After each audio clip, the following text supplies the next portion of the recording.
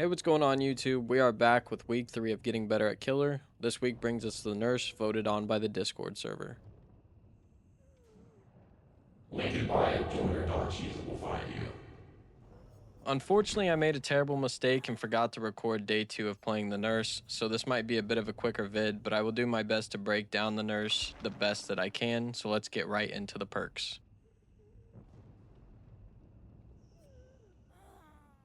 Strider, you are acutely sensitive to breathing. Hurt survivors are 50% louder and normal survivors are 25% louder at tier 3. I don't know if I just have bad ears or a bad headset, but I don't feel like I really notice a difference while using this perk.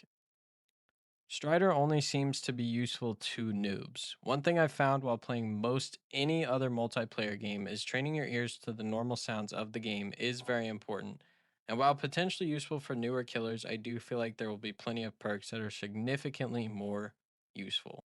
The second perk the nurse gets is probably my favorite and the most powerful is a nurse's calling. At tier 3, this will reveal the auras of those who are healed up to 28 meters away. I know this perk is powerful and annoying for survivors to go against. I found that this perk was most useful during a chase. You'll find that that's when other survivors are healing, and if you pay enough attention after getting a hook, you'll know which direction to head in next. The last perk she gets is Thanatophobia. For each survivor injured, hooked, or dying, 1% action speed penalty. If all 4 are in those states, an additional 12% applied.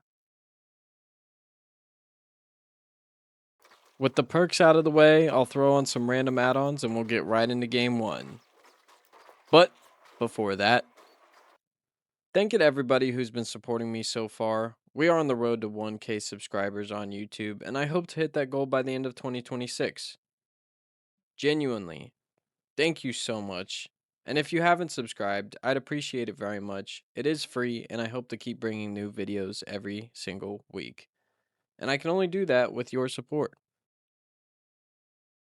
Also, we hit 100 followers over on Twitch, so let's freaking go. Thank you so much. Now let's get right back into the vid. Okay, game 1. A lot of game 1 is like most other game 1s for this series. Trying to figure out the basics of the killer's abilities and looking out for the different strats to try for the following games. I'm less focused on winning and more focused on learning. Skill gap for the nurse seems to be much higher than the previous 2 killers I've played. Bigger maps tend to be my main downfall in the sense that our normal movement speed is quite slow. Survivors run at 4 meters per second, and while most killers run at 4.6 meters per second, Nurse moves at 3.85, making her normal speed slower than survivors. But this helped me learn a feature of DBD that I knew existed but didn't know much about. Bloodlust. There are 3 tiers to Bloodlust, each giving the killer a 0.2 meters per second increase, with the tiers achieved at Tier 1, 15 seconds into chase, Tier 2, 25 seconds, and Tier 3, 35 seconds. Bloodlust is reset after losing chase, getting hit by a pallet, swinging your main weapon, or even some killer abilities. Even at Tier 3 Bloodlust, Nurse is only 0.45 meters per second faster than a survivor. That's why mastering her ability is so crucial. The Nurse's ability is her blink. This at base allows you to teleport 1 to 2 times. Her first blink takes you up to 20 meters and her second blink 12. You can also fully chain them together to get 32 meters in essentially a straight line. After blinking, you have a greater lunge distance for attacks.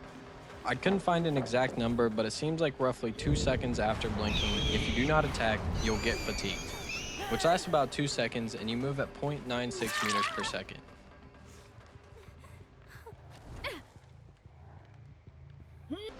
The main strat I've noticed for the Nurse is trying to catch survivors off guard as best as you can. Nurse's natural slow speeds means that most of the time you'll be attacking off of a blink, not just straight up hitting someone.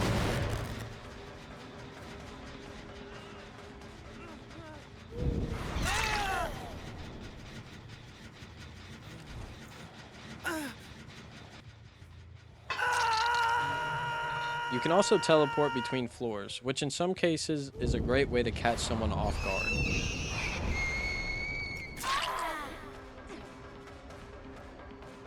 Game 1 was a bit tragic to say the least. I was having a lot of trouble figuring out the distancing for the blink and timing my attacks.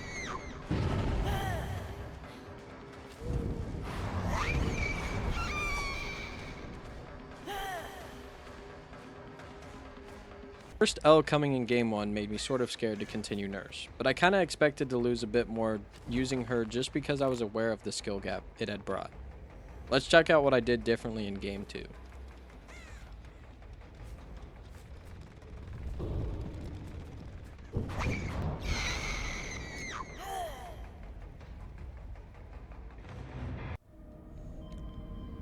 Okay, Game 2. Honestly, I think we are legitimately gonna have to get some kind of like bots to even remotely have a chance. And Stream Cheese was totally right. Our last game we had learned a bit of the basics, definitely not mastered them, but now we needed a bit of a confidence booster. Luckily at the start of the game we had 3 survivors on the same gen, getting a free hit, and then getting a hit off of a good blink. And then completely missing. Huh? But we got another good blink hit to make up for it.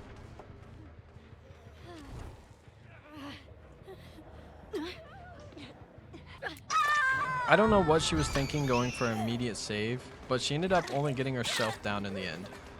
It felt like finally the DVD gods had given me some bots.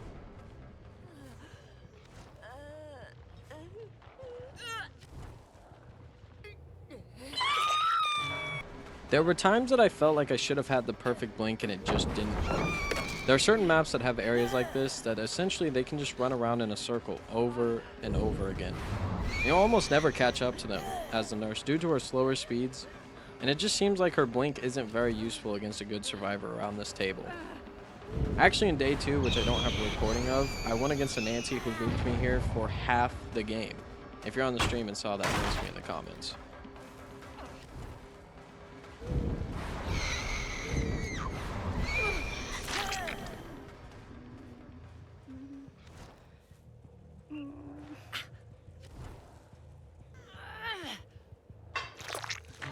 Game 2 was starting off hot. With our 4th hook on the way and 0 gens done, it felt like I had my confidence boosting game that I so needed.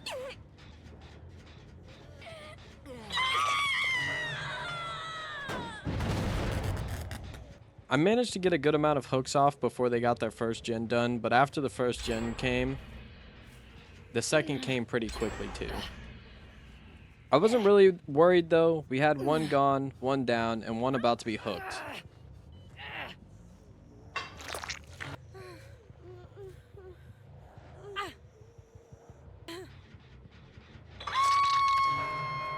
They had managed to get 1 more gen done after getting Kate out of this game.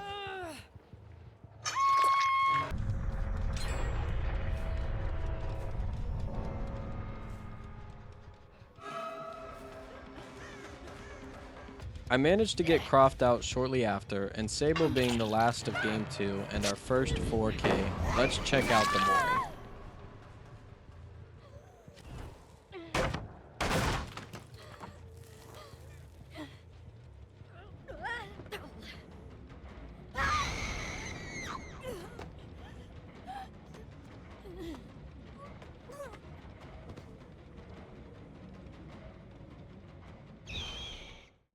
With Game 2 over with, we had got the win we so desperately needed. I felt like maybe I had some sort of grasp of the Nurse and her abilities, but then Game 3 happened.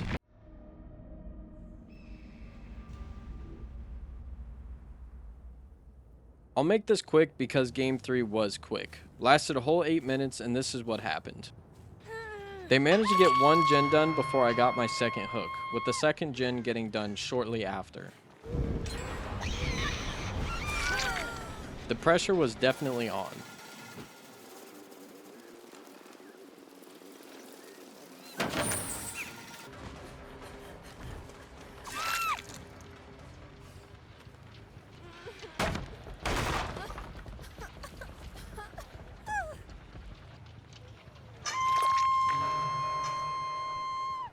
I had just got my third hook, and well, it felt like all hope was lost. Like, no matter what I did, this game was over with.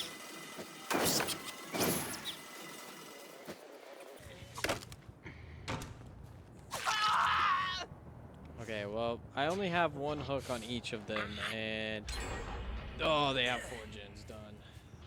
Yeah, 4 hooks, 4 gens. This game was definitely over with.